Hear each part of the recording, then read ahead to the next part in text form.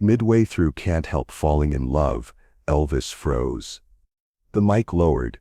Thousands wondered why the king had stopped until his gaze locked on a man in uniform, standing in the third row, cap in hand. He had just come home from war.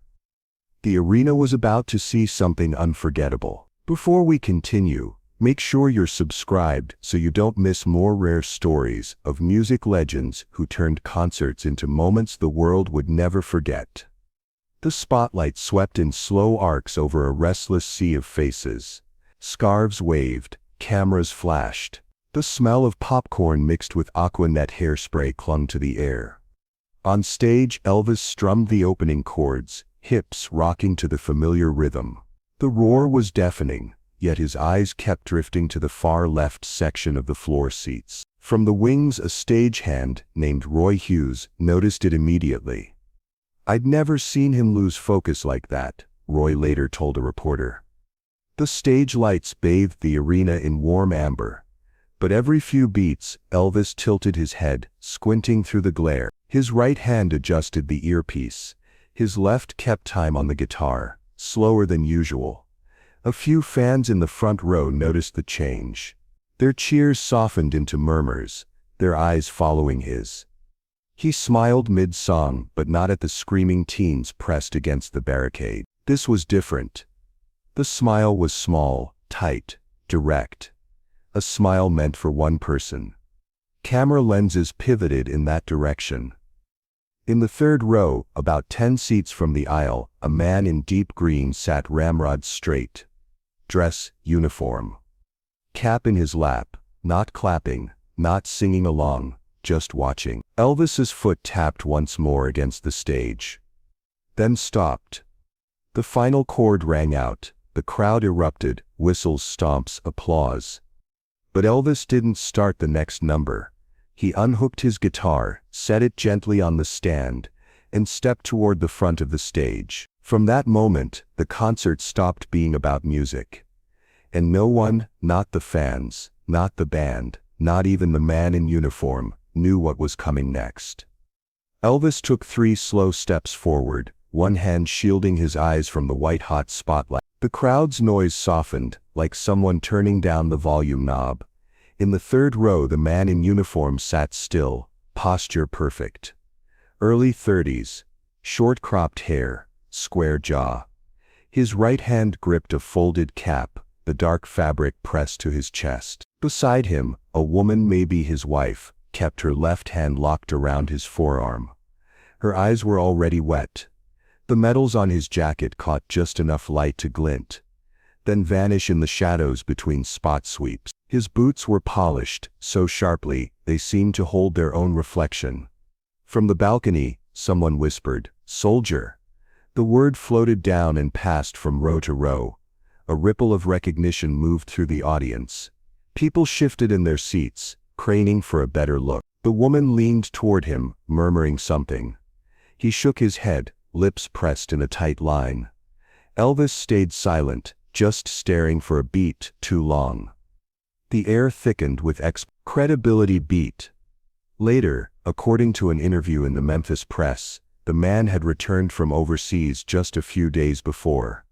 Friends had pooled money to get him and his wife tickets. Some say this was the first night he'd spent in a crowd that large in years. A fan 3 rows behind them told a local radio station. You could feel it. The whole section knew this was his night, before Elvis even moved. Elvis took another step forward, the microphone cord snaked behind him across the stage floor. The soldier's eyes finally met his. A flicker of something passed between them, recognition, gratitude, maybe both.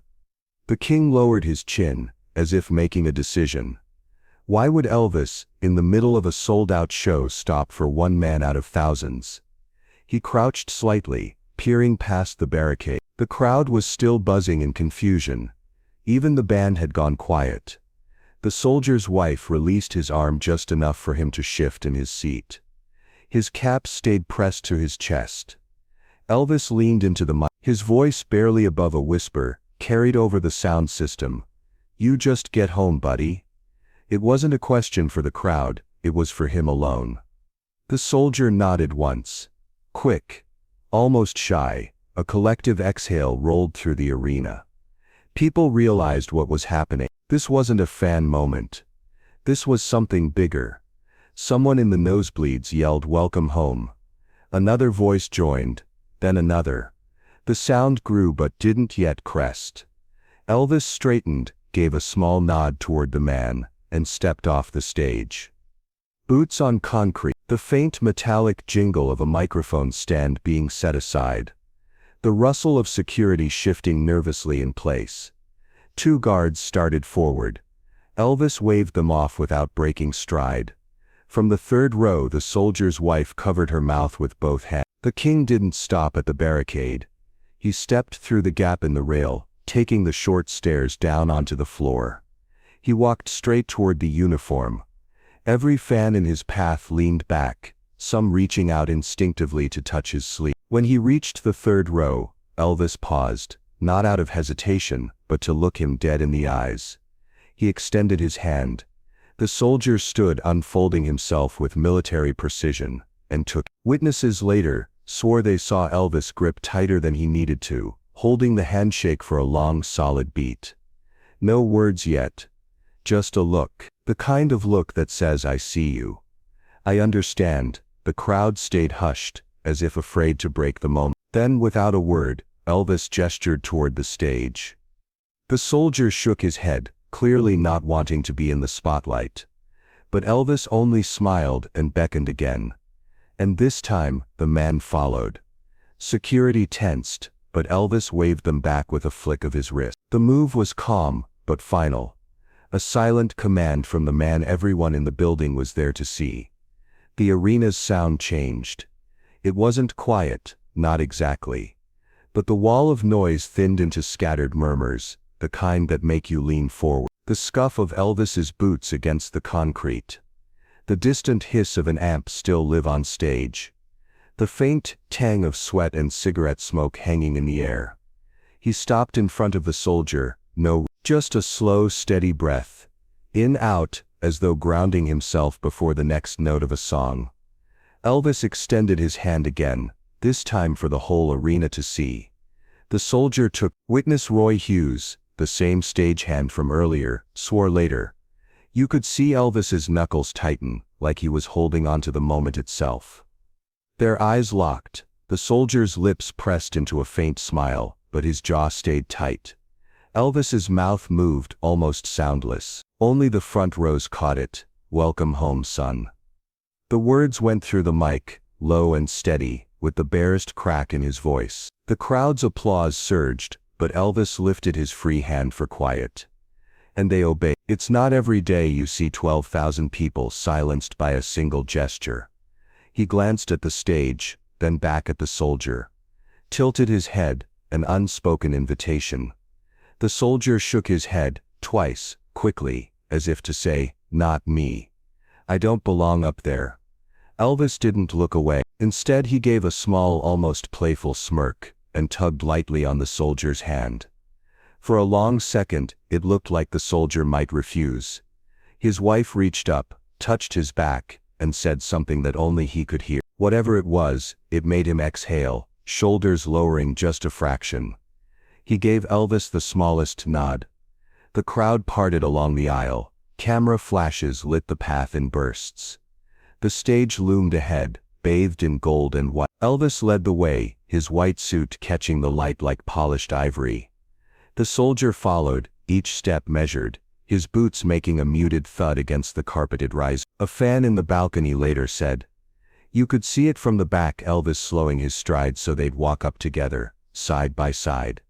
At the top of the stairs, Elvis paused and placed a hand on the soldier's shoulder, guiding him into the spotlight. From the pit, the soldier's wife was on her feet now, hands clasped together, eyes never leaving him. The audience erupted again, louder this time, not the frenzied scream for a song, but a rolling cheer that started high and swept low. Still holding the soldier's shoulder, Elvis turned to the band and gave a single nod. The music that came next wasn't the next song on the set list. It was something else entirely. The first note did not hit the roof. It hovered, trembled, then drew every eye to Elvis, and the man in green standing shoulder to shoulder beneath a single beam of white. The band waited, hands frozen above strings and keys. Elvis inhaled once, slow. He lifted the mic. "Gentlemen," he said over his shoulder, "Trilogy." The drummer tapped a heartbeat. The piano answered soft and low. The first verse rose like a prayer. Not big, not showy, just steady. Elvis turned his body toward the soldier, angling his chest so the sound faced him. He sang the words as if speaking. The soldier's chin dipped, his throat moved, dust floated in the spotlight. You could see it, thin as threads. Camera shutters popped around the floor. From the back, the amp's soft hiss stitched the silence between notes. Somewhere in the rafters, a vent clicked. Elvis stepped close. His left hand found the soldier's shoulder. A warm, grounding touch. He did not grip. He rested there, letting the weight of his palm say the thing words could not. And in that moment, 12,000 people forgot they were at a concert. The crowd did not sing along. They didn't dare. They watched. They swallowed. The soldier's wife pressed both hands to her mouth. A woman 2 rows behind her began to cry, quietly, like she hoped no one would hear. Midway through the stanza, Elvis cut the band with a glance. The sound fell to a hush, just piano under him. He leaned so close their foreheads almost touched. Into the mic, low, he said. "This one's for you." The soldier blinked hard, his eyes shone, not from lights. The verse returned to full, the horn swelled. The drummer brushed the snare with the lightest stroke. Elvis lifted his face, and let the high note ride. He did not oversing, he simply held it until the room leaned into the pitch. People later said they could hear nothing else in their bodies, not their heartbeats, not their thoughts, only that note. A photographer in the pit would swear the soldier's boots clicked together for a second, reflex from years of habit. If true, it happened small, almost private. The song turned to its second movement. Elvis loosened his stance. He slipped the blue scarf from around his neck, the one catching beads of sweat along the collar. With a single practiced motion, he folded it and set it into the soldier's hands.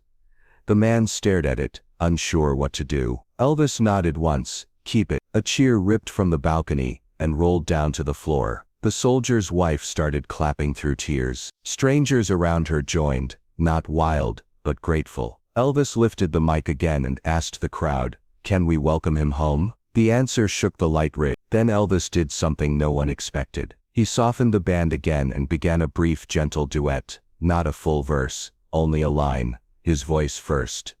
The soldier answering with a whispered echo. You could barely hear it, but you could read the lips. The man knew the word. The band swelled to the final movement. White suit bright, metals dark. 2 figures in the center of everything, held in a cone of light, as the last chorus rose up like a flag. Elvis took the final line slow.